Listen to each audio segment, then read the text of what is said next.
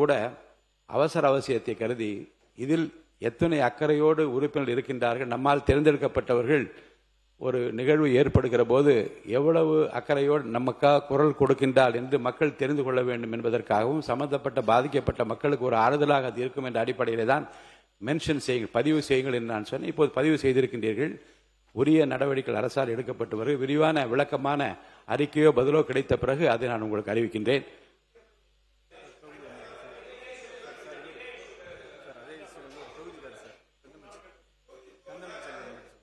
பேசு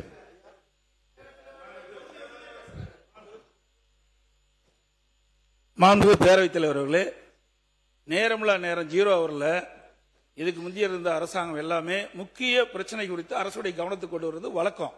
நீங்க இப்போ வந்து கவன ஈர்ப்பு பத்தி நீங்க குறிப்பிட்டீங்க. அதே போல நேரமில்லா நேரத்தில் தமிழ்நாட்டில் இருக்கின்ற முக்கிய நிகழ்வுகள் நடக்கின்ற பொழுது அது அரசுடைய கவனத்திற்கு எதிர்க்கட்சி வரிசையில் இருக்கின்ற தலைவர்கள் உறுப்பினர்கள் கொண்டு வருவது மரபு.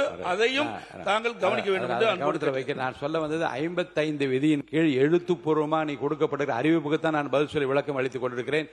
உறுப்பினர் சிவகுமார் முடிச்சிட்டுமே.